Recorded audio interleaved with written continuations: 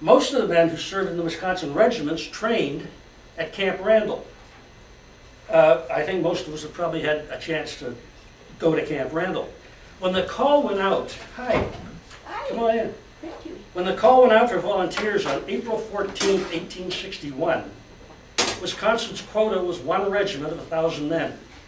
And that regiment formed up in Milwaukee and went down to a place that would become West Virginia and went into action against a man who would be known as Stonewall Jackson.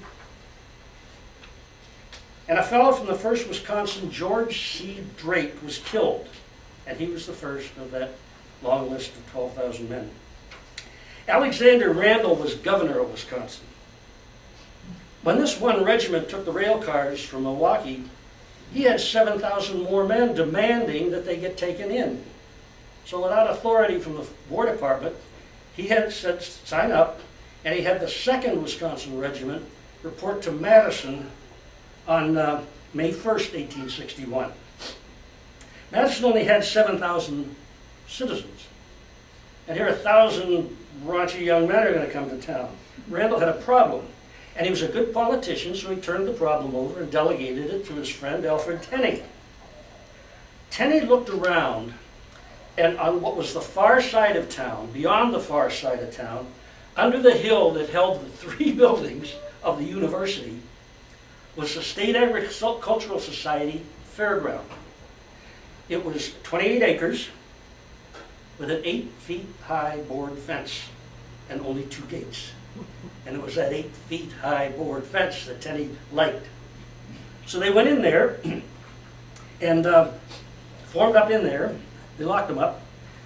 Now, Alexander was a Republican, and he needed to name a colonel to command the 2nd Wisconsin.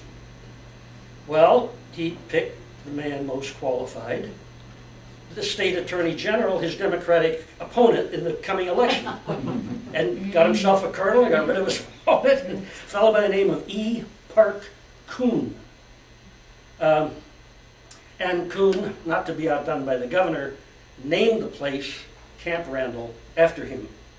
An interesting sidelight to that, sometime after the Civil War, when they were figuring out what to do with the Camp Randall, the veterans lobby was a powerful lobby, very powerful.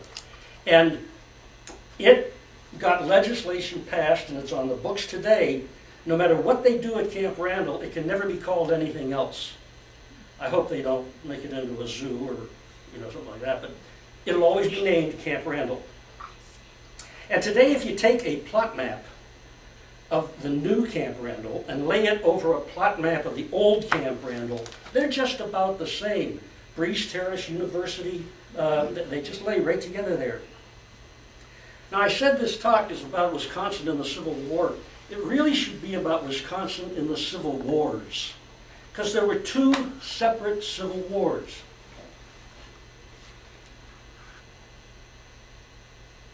If we look at the map, for the Confederacy to win the war, they didn't have to do anything. Stay home, form an army, pass their laws, collect their taxes, and try to get the rest of the world to recognize them. But for the North to win the Civil War, they had to invade the South. They had to get down there and capture or imprison these leaders and break up these institutions and break up that Confederate army and restore the Union at the point of the bayonet. And they had quite a chore.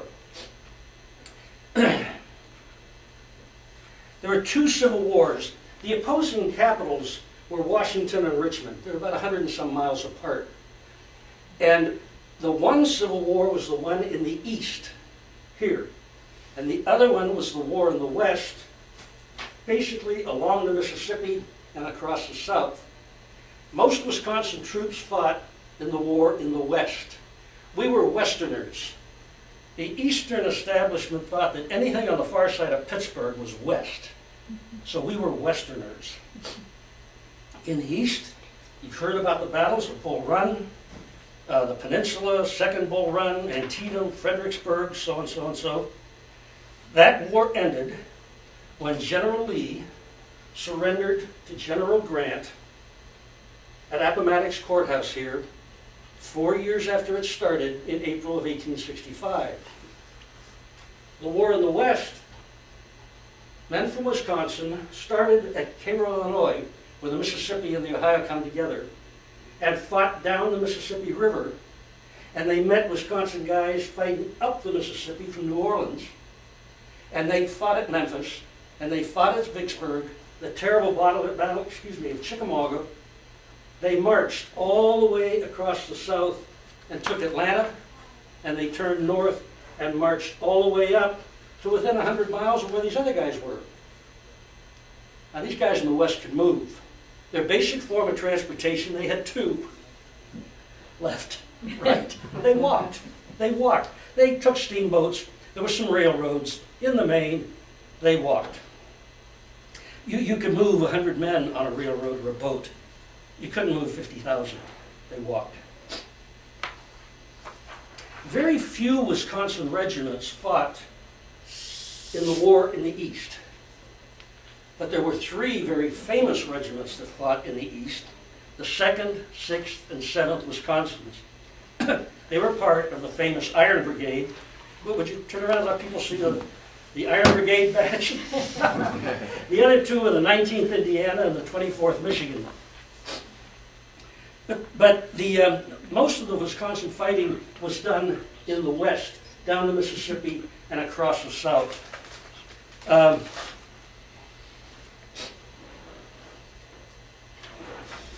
Excuse me.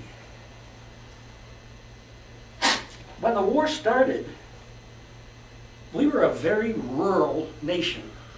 We were very primitive. We weren't an industrial power. We didn't have an army. We had some engineers trained at West Point, and we had a few dragoon regiments chasing Indians, but we didn't have an army. We didn't have a medical corps. We didn't have a supply corps, a quartermaster corps. We didn't know how to fight a war. The last war the Army had been in was the Mexican War, and that was a very tiny affair. Prior to that, it was the War of 1812. So there was no one who knew how to run an army and fight a war when they started.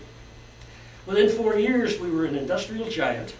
We had railroads all over the place. We had a superb army. We had a great nation. We were wealthy.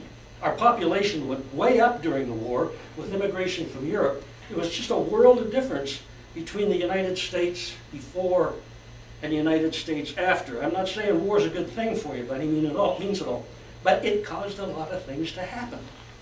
And we were a much stronger and better nation afterwards. I said that when they formed up as companies. It's 100 men under a captain. 1,000 men made up a regiment, and then a brigade, and so. They didn't replace troops or losses. So the 2nd Wisconsin went in with about 1,100 men and came out with 260. In fact, they lost 61 of them the first day of the Battle of Gettysburg. But rather than replace losses, the governors could name a new colonel with a new regiment. And governors are politicians. So 1,000 men in one regiment and 86 in another, but they still listed as two regiments. Here's a way to put Wisconsin's role in the Civil War into perspective. In the Union armies, there were 3,200 numbered regiments, like the 2nd Wisconsin, the 5th Ohio, the 20th Maine, and so on. Of these 3,200 regiments, only about 200 of them had the bad luck of doing most of the fighting and most of the dying. Out of those 200 regiments, 20 were Wisconsin regiments. 3.5% of the population, 10% of the fighting and deaths and dying and suffering.